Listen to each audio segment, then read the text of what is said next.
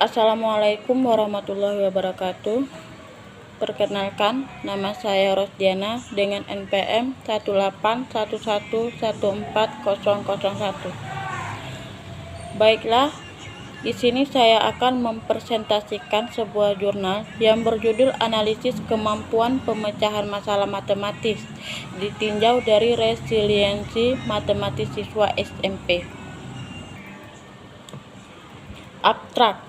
Kemampuan pemecahan masalah matematis merupakan kemampuan yang penting dimiliki siswa, karena kemampuan pemecahan masalah menjadi dasar bahkan merupakan tujuan umum dalam pembelajaran matematika.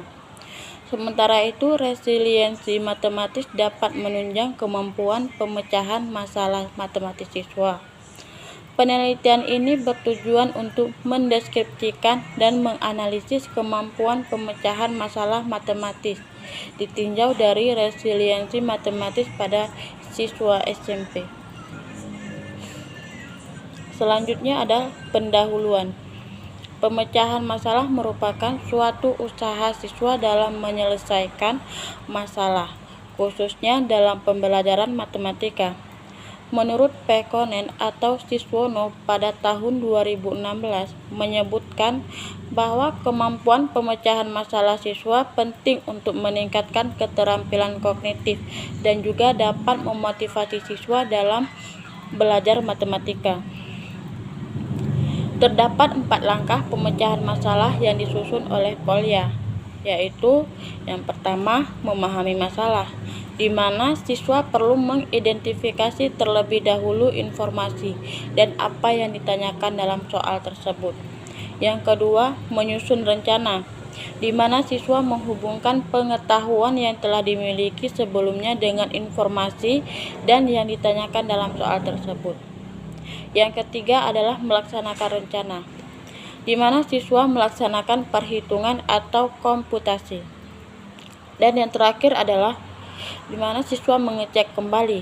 Selanjutnya, siswa melakukan koreksi ulang terhadap hasil penyelesaian masalah yang telah diperoleh atau penyelesaian masalah pada soal tersebut. Dalam penelitian ini, peneliti ingin mengkaji secara lebih mendalam bagaimana kemampuan pemecahan masalah matematis siswa jika berdasarkan langkah Polya. Pemecahan masalah menjadi tujuan umum dalam pembelajaran matematika, bahkan bisa dikatakan sebagai jantungnya matematika, dan menjadi dasar dalam pembelajaran matematika, menurut Saraningsih dan Purwasi. Adapun resiliensi matematis dalam penelitian ini beradaptasi dari indikator resiliensi matematis menurut Sumarmo atau Hendiana et al. Pada tahun 2017, yaitu menyebutkan A. Menunjukkan sikap tekun, di mana memiliki keyakinan atau percaya diri, dan juga bekerja keras serta tidak mudah menyerah menghadapi masalah, kegagalan, dan ketidakpastian. B. Menunjukkan keinginan bersosialisasi, di mana mudah memberi bantuan dan berdiskusi dengan teman sebaya. Selanjutnya, C. Memunculkan ide atau cara baru dengan mencari solusi kreatif terhadap tantangan tersebut.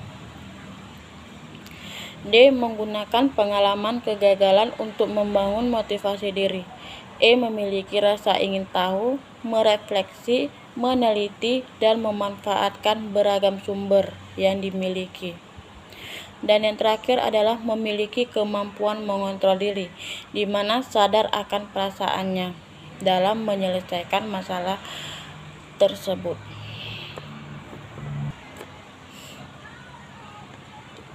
Selanjutnya adalah metode penelitian.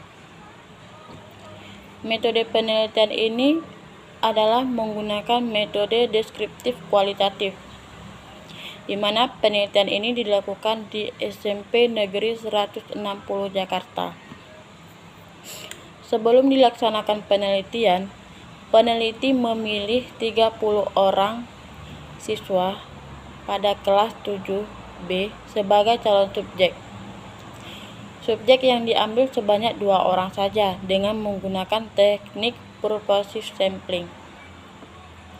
Instrumen dalam penelitian ini terdiri dari angket resiliensi matematis, yang kedua tes kemampuan pemecahan masalah matematis, dan yang terakhir adalah wawancara.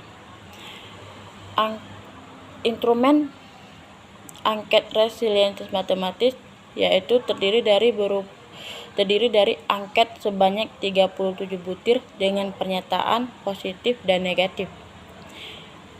Dan yang kedua, instrumen tes kemampuan pemecahan masalah matematis, di mana terdiri dari 5 butir soal berdasarkan langkah-langkah Polya. Dan yang ketiga adalah wawancara, di mana teknik wawancara dalam penelitian ini menggunakan metode semi terstruktur. Pada analisis data, penelitian ini menggunakan metode perbandingan. Analisis data dilakukan dengan membandingkan secara tetap satu datum dengan datum lainnya. Selanjutnya adalah hasil dan pembahasan. Setelah angket resiliensi diujikan pada 30 orang siswa, kemudian peneliti mengkategorikan siswa yang memiliki resiliensi tingkat tinggi, resiliensi tingkat sedang, resiliensi tingkat rendah. Siswa yang memiliki tingkat resiliensi tinggi sebanyak 8 orang atau 27%. Sedangkan siswa yang memiliki resiliensi sedang sebanyak 22 orang atau 73% siswa. Selanjutnya, peneliti memilih satu subjek untuk masing-masing kategori siswa yang memiliki resiliensi tinggi dan sedang dengan menggunakan metode purposive sampling pada subjek.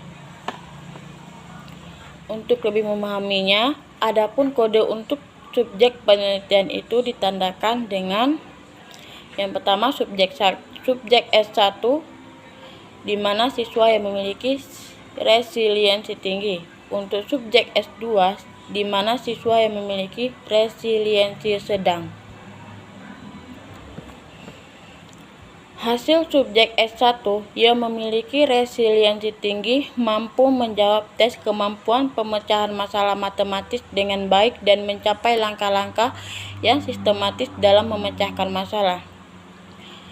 Ketika dilakukan wawancara, subjek S1 mampu menjelaskan langkah-langkah penyelesaian masalah pada setiap pertanyaan yang sudah dikerjakannya dengan sikap percaya diri dan rinci dan juga jelas.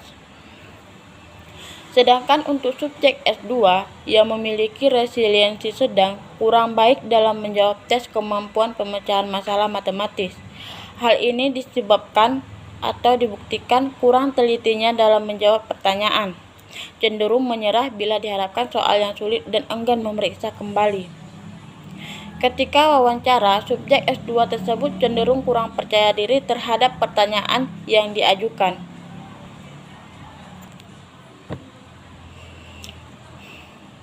Baiklah, yang terakhir adalah kesimpulan. Maka dapat disimpulkan, yang pertama adalah tidak terdapat siswa kelas 7B yang memiliki resiliensi rendah, di mana hanya memiliki resiliensi tingkat tinggi dan resiliensi tingkat sedang. Yang kedua adalah siswa yang memiliki resiliensi tinggi memiliki kemampuan pemecahan masalah matematis siswa yang baik dan percaya diri apabila dihadapkan berbagai permasalahan soal tersebut. Dan yang terakhir adalah siswa yang memiliki resiliensi sedang masih kurang dalam pemecahan masalah matematisnya. Baiklah, sampai di sini presentasi saya. Apabila memiliki kekurangan, saya mohon maaf dan saya akhiri. Assalamualaikum warahmatullahi wabarakatuh. Terima kasih.